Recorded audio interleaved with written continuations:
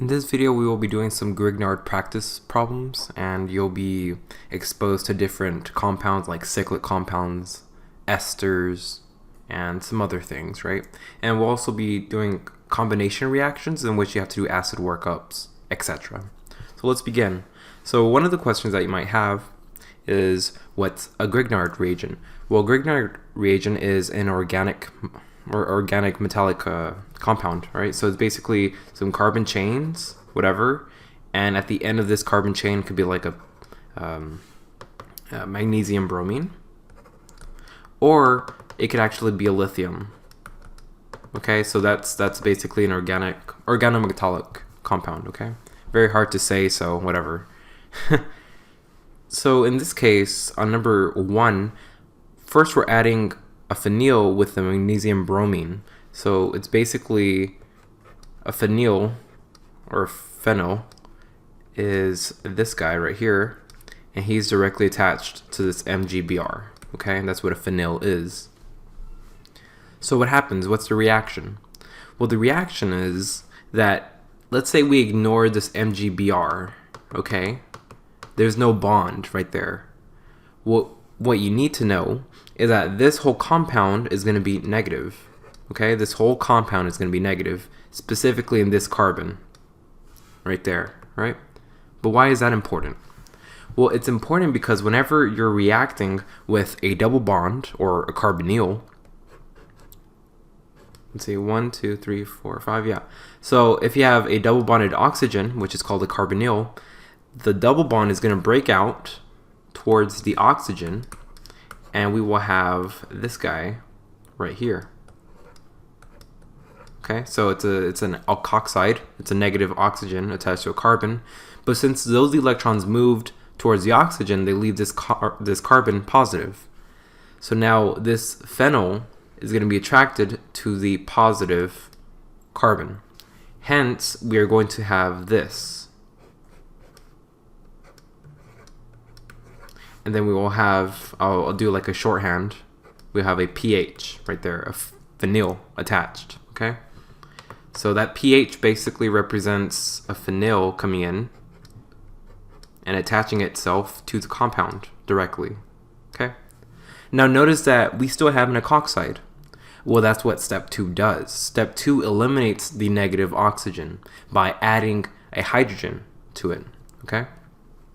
So now, let's say that we have hydronium. Well, the H is going to break off, and the oxygen is going to pick up that H, okay? And hence we will have this compound now. I'm going to substitute this guy as pH from now on in the video, okay? So now we have O, and we added a hydrogen. We added a hydrogen to make an alcohol, and we also have a pH, or phenyl. So notice that we made a what? We made a tertiary alcohol, which is really, really good, actually. It's super stable and super favorable. Therefore, this reaction would be favorable to completion. We started from a secondary ketone, if you like to think about that, and we converted it into a tertiary alcohol, which is very, very stable. What about number 2? Notice that we're actually working with an aldehyde this time. And notice that we're actually going to be working in this nice pink color, because I like pink. It's pretty cool. Well, now that you saw the mechanism, it doesn't make sense to actually do it, you know, like repeating the mechanism. So what I like to do, if you were to get my test from me, like if you were the TA and you saw my test, well, I would actually scribble this out with the bond associated with it and leave the other carbons. Okay, so what you're seeing here is we have a carbon, and then MgBr. All I did was I erased the bromine, I erased the magnesium, and then I erased that bond. So now I only have 2 carbons. Those 2 carbons are going to be negative, okay? This double bond is going to break out towards the oxygen, making it negative, making this carbon right here positive. Okay, and now you see that my ether, or not my ether, but my, how you say, my ethyl it's going to be attached to this positive carbon. So let's draw that out. Okay, so we have 1, 2, 3, 4. We have an oxygen that's now negative, and then we're just going to add it, okay, to this center carbon. Oop. So let's see. 1, 2. All right. But notice that we still have our original hydrogen right there. Okay. Okay, so that was finished. But now we have to do an acid workup, which is when you add acid to an alkoxide. And remember, an alkoxide is a negative oxygen. So now if we were to do that, and you already saw what happens when you add an acid, it could be hydronium, it could be hydronium, or it could be water, etc. It just has to be like an acid. This is going to break out, the oxygen is going to pick up that hydrogen, and hence we are going to have this compound. 1, 2, 3, 4, 5, 6. The oxygen now is an alcohol, and you still have your original hydrogen. So notice that this made a what? This made a secondary alcohol. That made a secondary alcohol. Super good, super cool. Of course, if you wanted to omit this hydrogen, that's fine. If you want it to make it invisible. But for our purposes, I'm going to leave it out there to show that the hydrogen doesn't move. The original hydrogen doesn't move. You just add something to this area. Okay. For number 3, we're working with cyclic compounds. So we have an ether inside a cyclohexanol. All right. So what do? Or I mean, not cyclohexanol, but rather cyclohexane. My bad. Well, first off, I want to remove my MgBr and the associated bond. So I'm going to erase it. And now I'm only working with 3 carbons, which is 1, 2, and 3. Okay, so that's 3 carbons that I'm working with. And notice that they're going to be negative as well. Well, this bond breaks towards the oxygen, making an alkoxide. And that makes this carbon positive. Okay, and then this compound is going to be attracted to the positive carbon. So let's actually draw that out. We have a cyclohexane right there, and we have an propyl, right? So let's see, methyl ethyl propyl. Yes. So let's do that. 1, 2, 3. That's my 3 carbons. And then we have an alkoxide. Of course, we're going to do an acid workup, so this alkoxide is eventually going to be an alcohol. And notice that I made a what? I made a tertiary alcohol, which is really good, actually. So, very happy about that. That is a tertiary alcohol.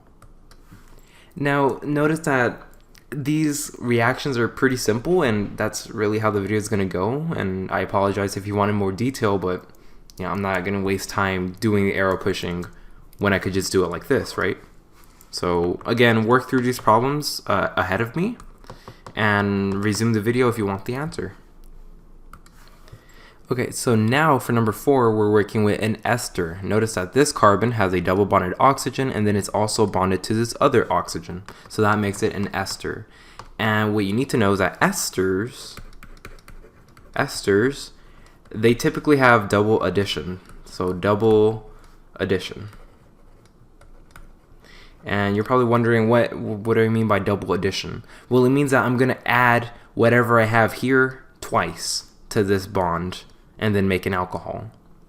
But if you want to see the reaction, and I'm sure you do, it's pretty interesting, I'll work it out for you. So first of all, remove this BRMG. And notice that we're only adding methyl. Okay, so we're adding methyl to this. So let's do H3CO and this right there. Make sure I'm having the correct amount of carbons. Well, first of all, this CH3 is going to be negative. This bond is going to break out, making an alkoxide. And then this carbon right here is going to be partially positive. That means that that methyl is going to attach to this region. All right, let's draw that out. So let's still do it in red. H3.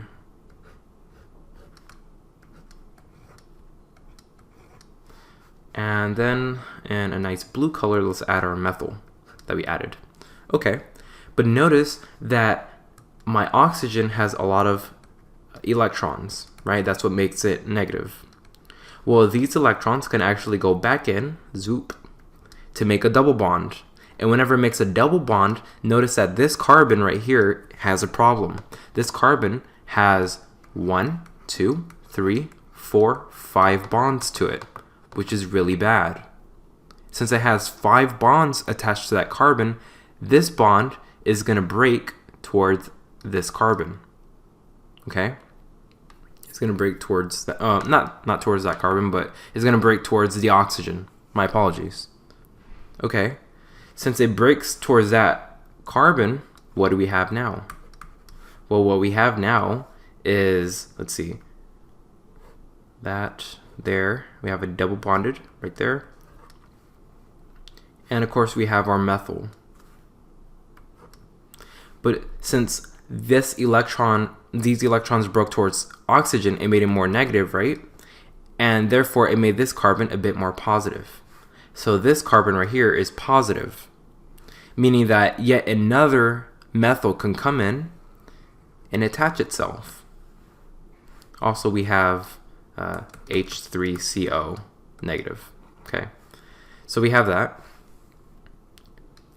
So our final answer should actually be, let's see, like this, double bonded oxygen.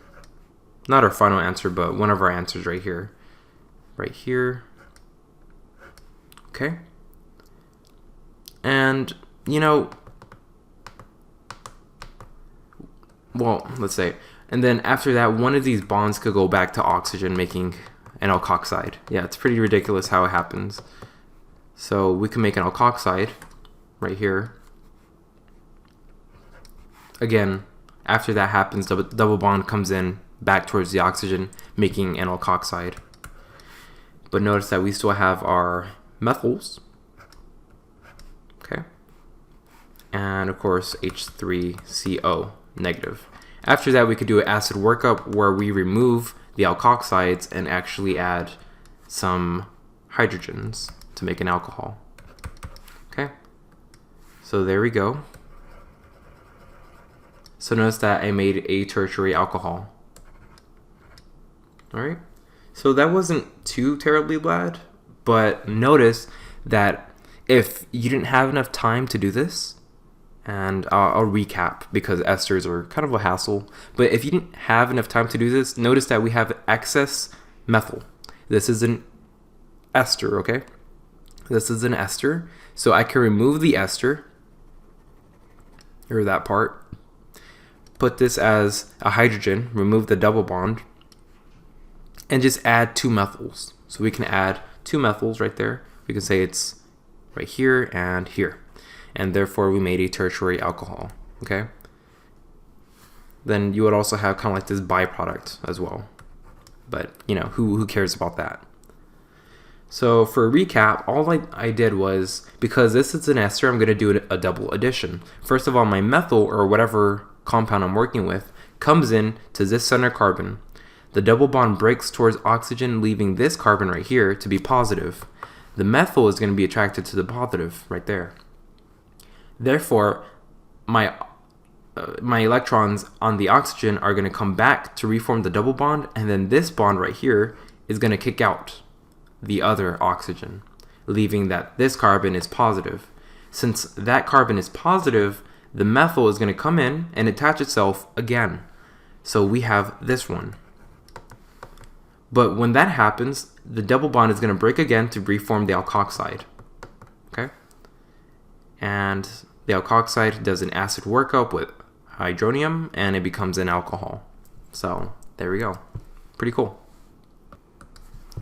But now we have this weird, funky looking problem. Number 5. We have this compound right here, which is like some weird compound. I'm not going to try to name it because it's late and I'm really lazy. But if I had to take a guess, it would be like bromopropane, I guess. Bromopropane? Not sure. I don't care.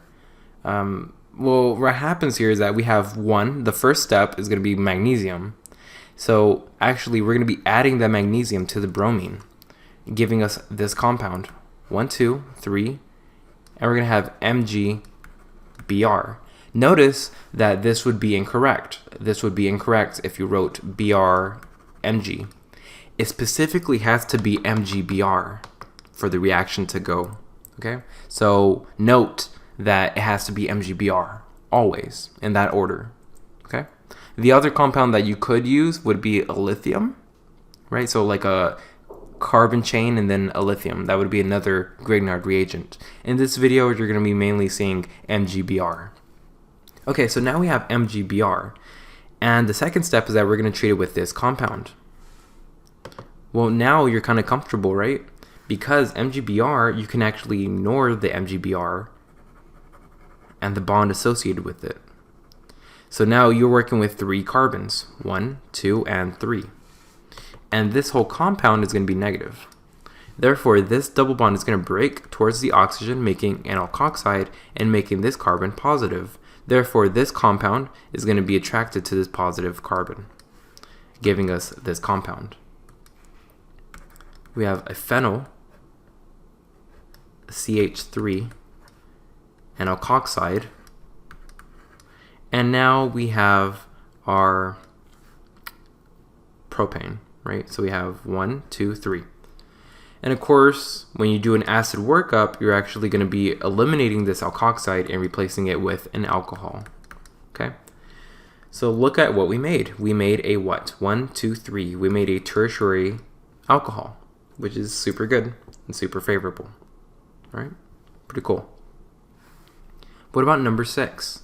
Number 6 is the same thing. We're going to be adding the Mg to the Br, giving us this compound.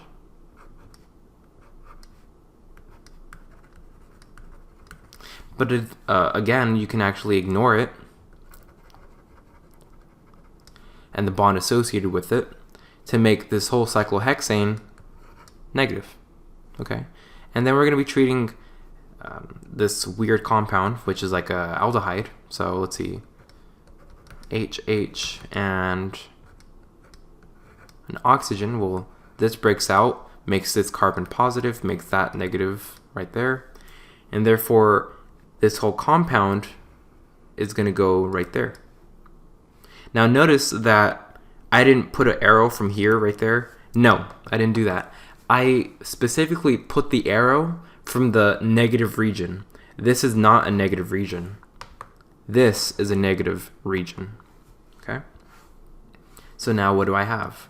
But now I have HCH, a cyclohexane, which is kind of like this. So let's see, 1, 2, 3, 4, 5. No, that's a propane or whatever. Let's just do it. Right there, and then an alkoxide, but then we do an acid workup, so we remove that alkoxide and just add a hydrogen. So technically we made a what? We made a, let's see, this alcohol is attached to a carbon. So I would say it's like a primary carbon or a primary alcohol. So hopefully now you can do Grignard problems, but what if we throw in some more complicated structures? Would you be okay with that? Let's see. So the name of this game is multiple reaction, right? So it's not a fun game, and it's not really a, I just made it up, okay? It's not really a game, but it'll be fun either way. Hopefully you find it fun, like I do, because I'm weird. But essentially, we're going to be doing a lot of reactions just with one compound. So first of all, you begin with adding Mg to this Br to form 1, 2, 3, and then MgBr. Afterwards, you completely ignore it, as in we erase the MgBr with the bond. And now we only have 3 carbons, 1, 2, and 3. Now notice that that compound is going to be negative. Okay, so really, we're going to be adding this compound to this reactant, okay? So let's write it out. We have a carbon with 2 hydrogens, and it's going to be double bonded. So that's a carbonyl. It's just a carbon with a double bond to oxygen. Now remember that this bond is going to break towards the oxygen, making this one positive and making that oxygen negative, right? And since this compound is negative, he's going to be attracted to this positive carbon, okay? Therefore, we're going to have this. We're going to have carbon a hydrogen, 2 hydrogens actually, and our added compound, which is propyl. So let's do that. 1, 2, 3. And of course, you're going to do an acid workup. So this alkoxide is going to be replaced with an alcohol. Okay. So all in all, you made a what? You made a primary alcohol. Cool. Okay. So that wasn't too bad. Of course, you can get rid of these hydrogens, just to make them invisible, but you know, whatever. For number 2, we now work with kind of like a fancy person that I like to, you know. It's not a person actually, it's actually called ethylene epoxide. So you might be a little confused and aggravated, but it's really simple. What happens here is that this bond breaks towards the oxygen, making this one negative and making this carbon positive, okay? So now that this compound is going to be attracted to this positive carbon. Okay, so let's write that out. We have a 1, 2, 3, and he's attached to this carbon right there. Well, it's kind of weird to draw out, but it's like 1, 2, 3, and he's going to do 1, 2, and alkoxide. So how did I know to do that?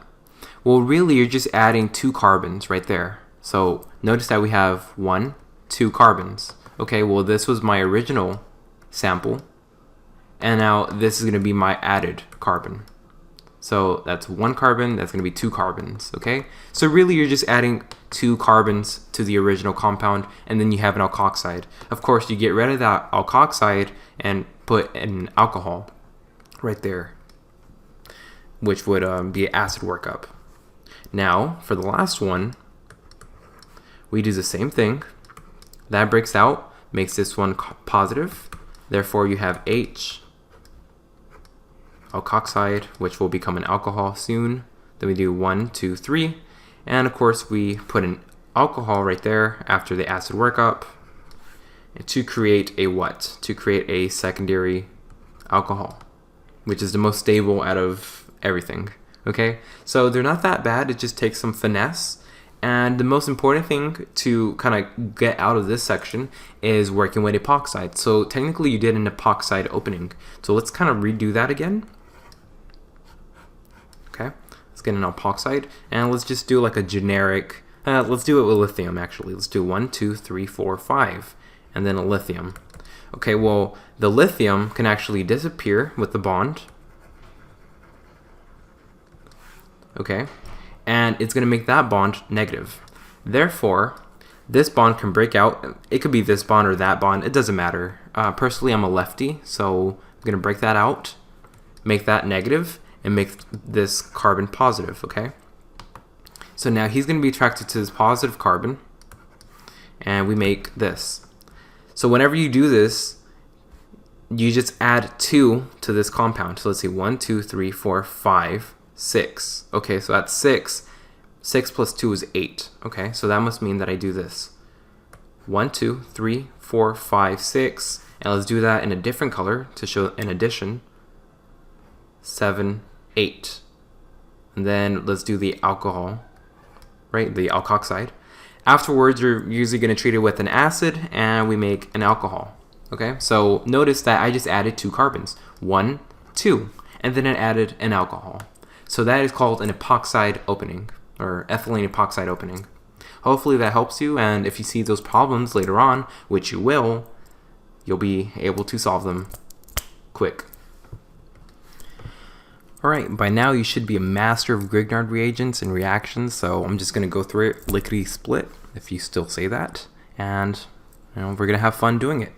Okay, so we get rid of this MgP, we get rid of the magnesium bromine and make this negative. This bond breaks, making this negative. This makes it positive. After all, it's going to be an alcohol, and then we're going to add a pH right there.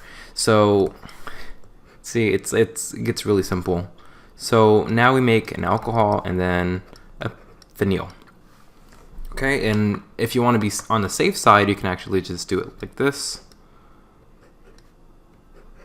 that's a phenyl. Okay, there you go. Now we get rid of this MgBr. That makes the 3 carbons negative.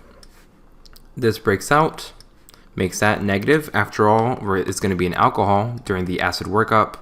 Then we just add the 3 carbons. So let's go 1, 2, 3. So let's do it. We have 1, 2, 3, 4, 5, 6, 7. Let's see, 1, 2, 3, 4, and then 1, 2, 3, then an alcohol. So after all, that becomes a secondary alcohol, and this becomes a tertiary alcohol. So yeah, this is pretty good, pretty fast, and I hope that made sense to you. If you wanted another example with epoxides or ethylene oxide, whatever, well, we can do it. All that happens is that this MgBr disappears, makes the 3 carbons negative. This one breaks out, okay, to make a negative oxygen that makes the carbon positive. Then we do a double addition for carbons. So that means that we have 3 carbons. In the end, it's going to be 5 carbons. So 1, 2, 3, that was my original. Sorry, 1, 2, 3. That's my original, and then we're going to add 2 more, 4, 5, and then we're going to add an alkoxide. Afterwards, we're going to treat it with hydronium to make an alcohol. There you go. I wanted to do another Ester problem because that's everybody's favorite, and it's pretty famous to be on exams, and I just really want you to understand how esters work. So of course, whenever you have MgBr, you ignore it, and therefore we have a pH negative, which is a phenyl, and we have an excess, so we can do it as many times as you want. Now normally you would actually ignore this, ignore that, make that an alcohol, and then add 2 phenyls, but I want to show you what happens, okay? So that would be your answer, and you see that on the right hand side, but I want to show you the mechanism. So of course it's pretty standard. The bond breaks towards the oxygen, making an alkoxide, and that makes this carbon positive. So now the phenyl is going to attach to the positive carbon, creating this compound.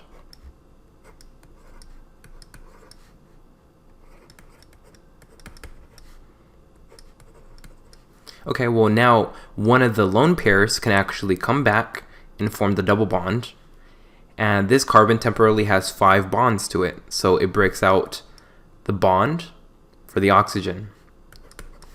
Therefore, it creates this right here, right there, plus OCH3 negative.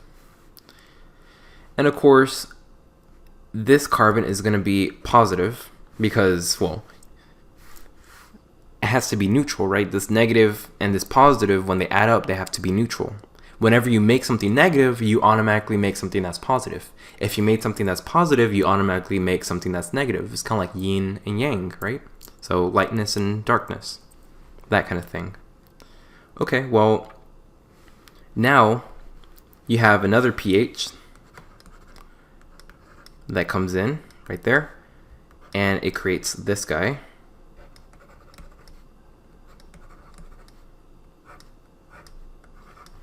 But now here's a problem. The problem is that this carbon has 5 bonds. So therefore, one of the bonds is going to break out towards the oxygen, creating this alkoxide. And then you do an acid workup. So now your alkoxide becomes an alcohol. And now this guy also becomes an alcohol. So it's kind of like a byproduct. And so that should be your answer. And I'm really proud of you for actually learning how to do ester reactions with Grignard reagents. It's pretty fun. And we're going to do a couple more practice problems. Hopefully this helps you, and hopefully you keep watching and you do well on your next exam. So this compound is basically the same thing as an ester, except it's cyclic. So of course you're going to get rid of this MgBr right here, make that negative. Therefore, this oxygen is going to break off, forming an alkoxide and making this carbon positive. He's going to be attracted to this carbon, and we have this compound now.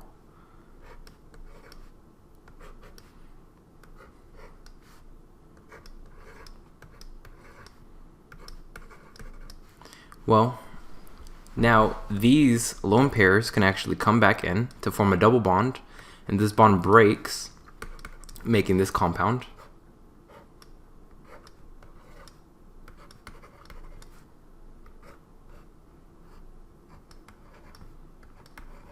Okay. And since this guy is now negative, that means that this carbon has to be positive. And since that's positive, a pH can actually come in and take over.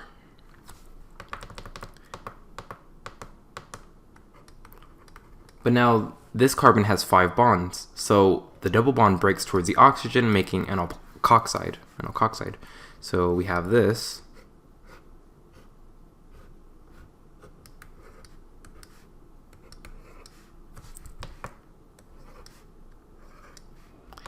And we have 2 phenyls. And then we do an acid workup. So now my acid workup actually eliminates a lot of the alkoxides and replaces it with hydronium. Or not hydronium, but with hydrogen. Therefore, we now have alcohols. We have right here a secondary alcohol. Actually, tertiary alcohol, sorry. So that's a tertiary alcohol. And this is going to be a secondary or primary alcohol, sorry. Okay, so that wasn't too bad, and it was just kind of like a cyclic compound and like an ether, right? Or ester, I should say. So not too bad, the same mechanism. So you should be able to do it on the exam now. Okay, so what happens if we did a Grignard reagent with another reaction? So by now you should know that the answer for number 1 and 2 is going to result in an addition of a phenyl and an alcohol. So let's do that really quickly. This bond breaks, this makes it positive, we add an alcohol, and then we add pH. So overall we have 1, 2, 3, 4, an alcohol, and then a pH. Okay. Well, now what happens if we add sulfuric acid? Okay, or H2SO4, and we add heat. Well, since there's no metal, it's not an SN2 and it's not E2. It's weak, right? So it's going to be SN1 or it could be E1. But then notice that we're adding heat. So automatically I'm thinking E1. Well, what happens there? What happens there is that we eliminate the alcohol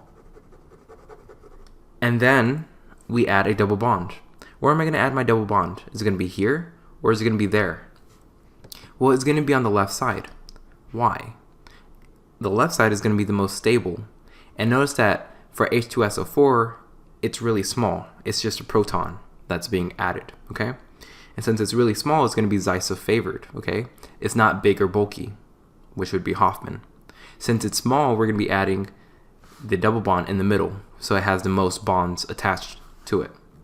It would be 1, 2. That would be 2 bonds attached to that double bond, making it disubstituted. So overall, your answer should be this: 1, 2, 3, 4, then your pH, and we have a double bond.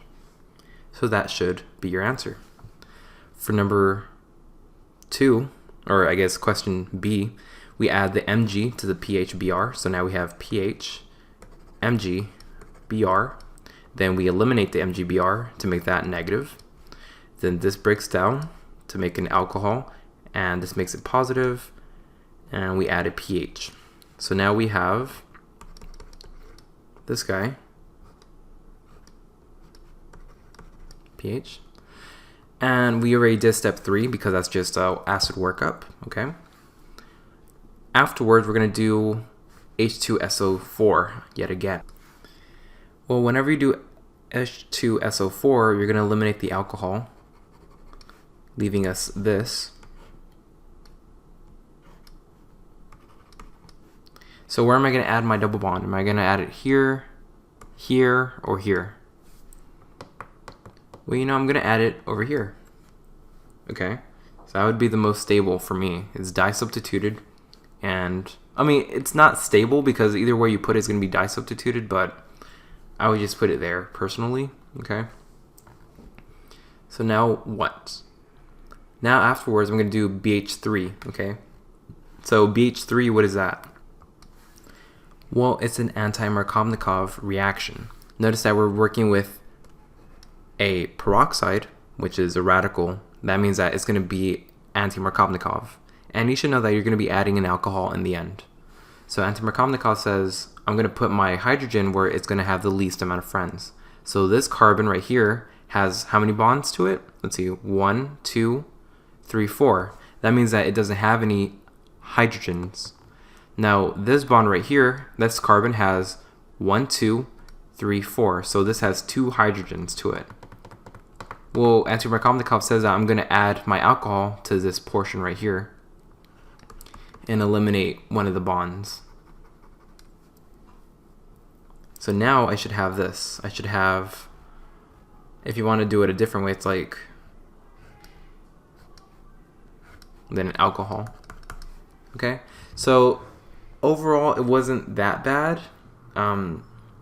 Basically it was kind of like eliminating a I don't know, I mean it was kind of weird, wasn't it? Because we still have 3 carbons. Well, actually we added a carbon, so it's kind of weird.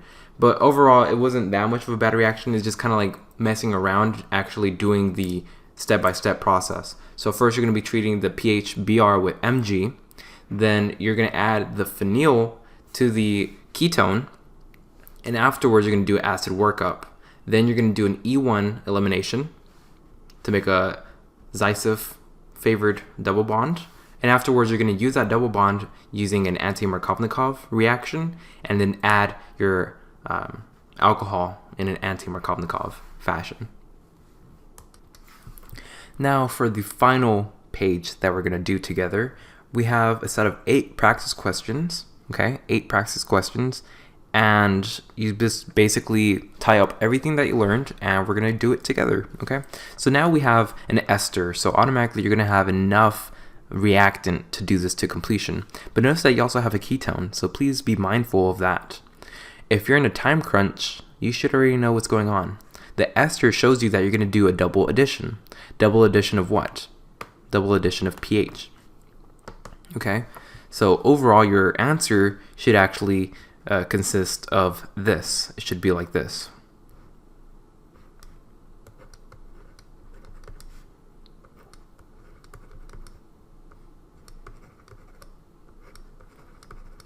So that's your answer. If you want to do some arrow pushing, which is really annoying, this breaks off, you add a pH. This breaks off, you add a pH. Then you add an alcohol. This breaks off, you add a pH, and then you add an alcohol. That's it. Okay, so if you want to actually do it on your own, pause the video and just continue all these questions like that, but it'll be fine. Now, you're probably wondering, hey, Brian, what does it mean when I only have one pH MgBr, but I have 2 zones that are able to react? Which one do I pick? Do I pick the ester? Do I pick the ketone? What's going on?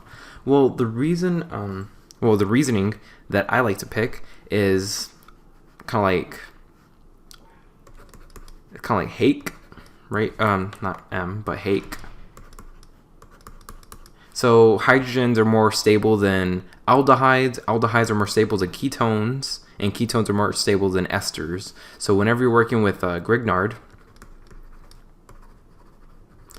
this is going to be stability. Okay, so hydrogen aldehyde, so it's going to be aldehydes. This is going to be ketones, and this is going to be esters.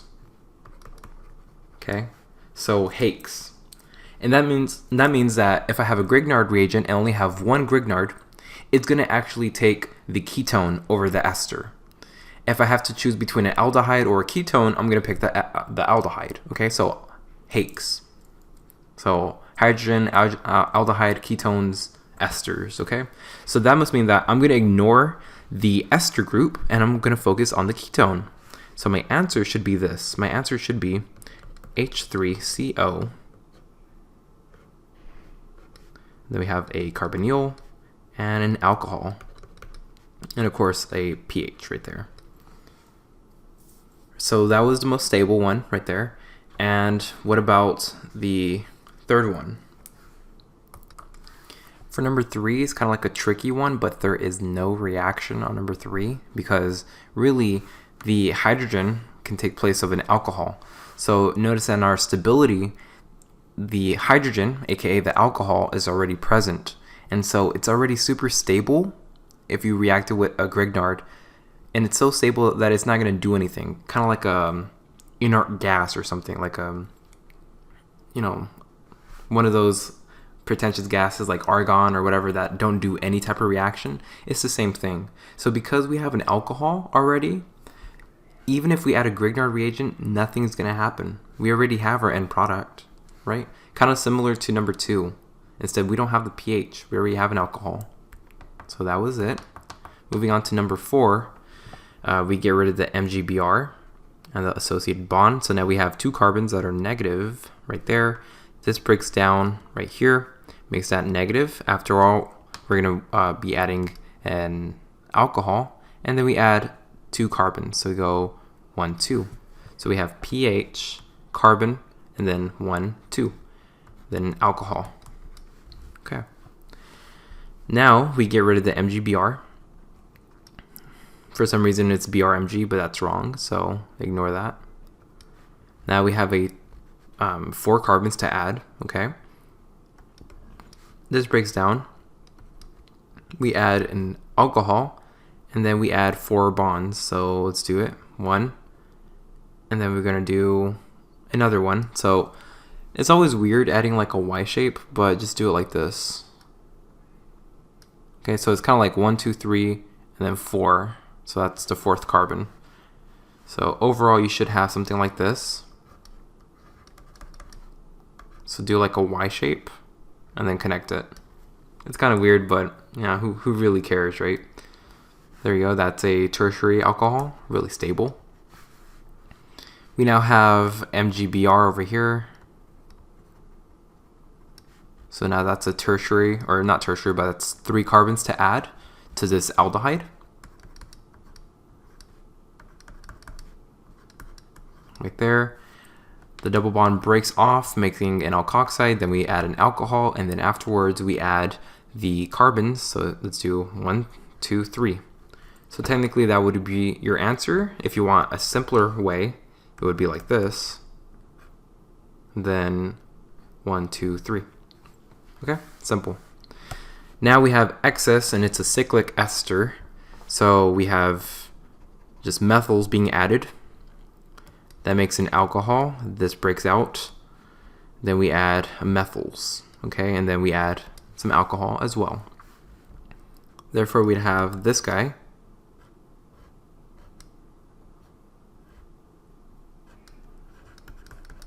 And we have some methyls, okay? Hopefully that's what you got as well, right? Of course, it comes with practice. That's how I'm doing these really quickly. If you see the arrow pushing, this whole thing shows you what I did, right? So now we're doing with ethylene oxide or like some epoxide thingy. This breaks out, the Mg disappears, MgBr, that's negative, he's going to be attracted to this region. We had 3 carbons, so that's 1, 2, 3. We add 2 more, 1, 2, and then an alcohol. And that's your answer. So hopefully now you know how to do Grignard reagents really, really quickly. You know the mechanism, you know everything in and out, like the burger chain, except minus the cholesterol or whatever. So now you'll do amazing on your upcoming exam whenever it comes to Grignard reagents. Notice that if you have a Grignard reagent, it's going to be simple. If you have a base, it's the same idea. You just need a really strong base. So I hope you have a really great day and that you do well on your upcoming exams. Goodbye.